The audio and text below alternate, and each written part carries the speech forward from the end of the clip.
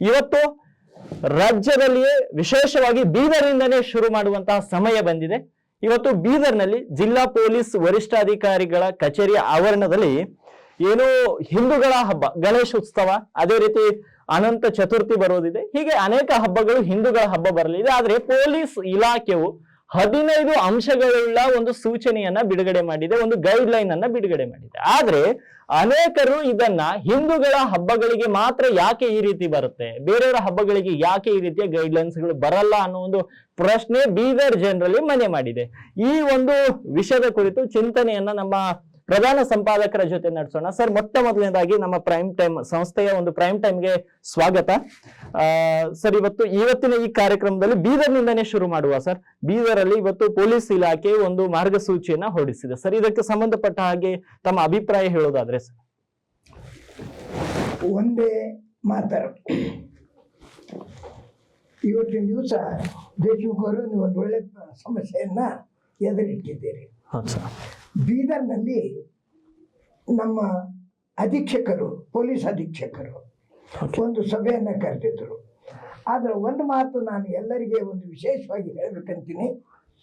ಇವತ್ತಿನವರೆಗೆ ಎಷ್ಟು ಜನರು ಸಭೆಯನ್ನು ಕರೀತಿದ್ರು, ಆವಾಗ ನಾವೆಲ್ಲ ಜನರು ನಾಗರಿಕರು ಎದುರು ಕೂತಿರ್ತಿದ್ವಿ. ಅವರು ತಮ್ಮ ಸಲಹೆಗಳನ್ನು ಸೂಚನೆಗಳನ್ನು ಹೇಳ್ತಾ ಇದ್ರು, ನಮ್ಮ ಕಡೆಯಿಂದ ಕೇಳ್ತಾ ಇದ್ರು.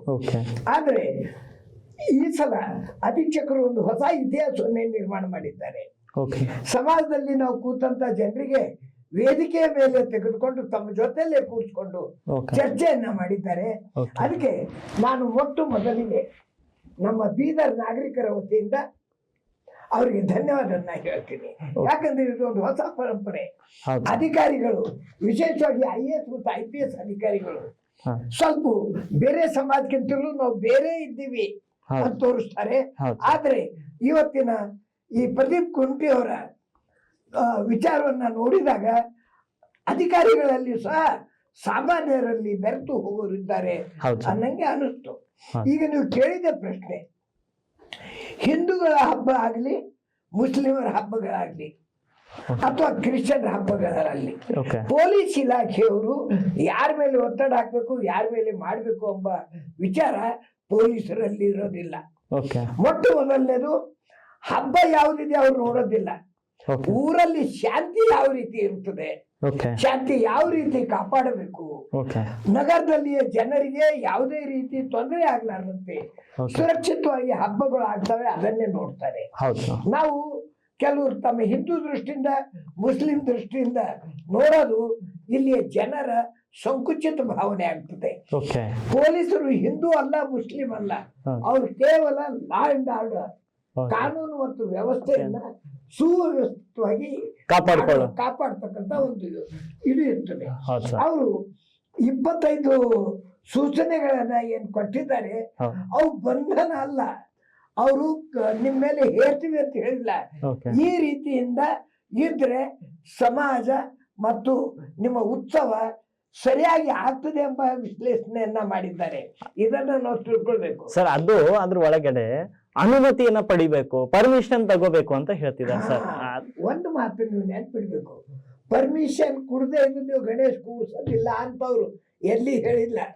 ಪರ್ಮಿಷನ್ ಅರ್ಥ ಈ ನಗರದಲ್ಲಿ ಎಷ್ಟು ಗಣೇಶ್ ಕೂರಿಸ್ತಾ ಇದ್ರಿ, ಎಷ್ಟು 1000 ಬರ್ತಾ ಇದ್ದಾವ, ಎಷ್ಟು 100 ಬರ್ತಾ ಇದ್ದಾವ, ಯಾವ ಓಣಿಯಲ್ಲಿ ಬರ್ತಾ ಇದ್ದಾವ, ಯಾವ ಸ್ಥಳದಲ್ಲಿ ಕೂಡಿಸ್ತಾ ಇದ್ದಾರ, ಆ ಸ್ಥಳ ಸರ್ಕಾರಿ ಜಮೀನು ಅಥವಾ ಯಾರ್ದೋ ಪ್ರೈವೇಟ್ ಇದೆಯೋ, ಪ್ರೈವೇಟ್ದವ್ರಿಗೆ ಕೇಳಿ ಕೂಡಿಸ್ತಾ ಇದ್ರಿಯೋ, ಒತ್ತಾಯ ಪೂರ್ವ ಕೂಡಿಸ್ತಾ ಇದ್ರಿಯೋ, ಇಂಥ ಎಲ್ಲಾ ಗೊಂದಲಗಳ ನಿವಾರಣೆ ಆಗ್ಬೇಕಂತ ಹೇಳಿ ಅವರು ಅನುಮತಿ ಪಡೀರಿ ಅಂತ ಹೇಳಿದ್ರೆ ಈ ರೀತಿ ಇಲ್ಲಿ ಕೂಡಿಸ್ತೇವೆ ಅಂತ ಪೊಲೀಸ್ ಇಲಾಖೆಗೆ ತಿಳಿಸ್ರಿ ಅಂತ ಹೇಳಿದ್ದಾರೆ ವಿನ ನೀವು ಒಂದು ಅರ್ಜಿ ಕೊಟ್ಟು ಆಮೇಲೆ ಚರ್ಚೆ ಆಗಿ ನಿಮಗೆ ಅನುಮತಿ ಕೊಟ್ಟ ಕೂಡ್ಸ್ರಿ ಅಂತಲ್ಲ. ಅದು ನಮ್ಮ ಸಮಾಜದವರು ಎಲ್ಲರೂ ತಮ್ಮ ತಲೆಯಲ್ಲಿ ತೆಗಿಬೇಕು. ಪೊಲೀಸರು ನಮ್ಮ ಮೇಲೆ ಹೇರ್ತಾ ಇಲ್ಲ. ಒಬ್ಬ ನಾಗರಿಕನಾಗಿ ನಾನು ಹೇಳ್ಬೇಕಾದ್ರೆ ಅವ್ರು ಎಷ್ಟು ಸೂಚನೆಗಳು ಕೊಟ್ಟಾರೆ ಅದನ್ನ ಅವ್ರ ಸೂಚನೆ ಕೊಡ್ಲಾರ್ದೆ ಒಬ್ಬ ನಾಗರಿಕನಾಗಿ ಪಾಲಿಸ್ಬೇಕು. ನಾವು ಅದನ್ನ ಪಾಲಿಸಿದ್ರೆ ಇವ್ರು ಆ ರೀತಿ ಸೂಚನೆ ಕೊಡೋದು ಬರೋದೇ ಅವಶ್ಯಕತೆನೇ ಇರಲ್ಲ. ಅವಶ್ಯಕತೆನೇ ಇರೋದಿಲ್ಲ. ಇವು ನಾಗರಿಕರು ಪಾಲಿಸ್ತಕ್ಕಂಥ ಅವಶ್ಯಕ ನಿಯಮಗಳಿವೆ. ನಿಯಮಗಳು. ಈಗ ಯಾವುದೇ ರೀತಿ ಪೊಲೀಸರು ಹಿಂದೂ ಹಬ್ಬದ ಮೇಲೆ ಒತ್ತಡ ಹಾಕೋ ಸಲಕ ಪೊಲೀಸರು ಮಾಡಿದ್ದಲ್ಲ.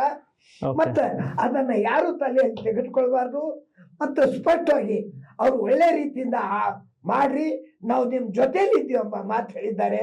ಅದಕ್ಕೆ ನಾನು ಸಮಾಜಕ್ಕೆ ವಿನಂತಿ ಮಾಡ್ತೀನಿ, ಇದು ಯಾರ ಮೇಲೆ ಹೇರಿಕೆ ಅಲ್ಲ. ನಾವು ಪೊಲೀಸರಿಗೆ ಸಹಕಾರ ಕೊಡ್ಬೇಕು.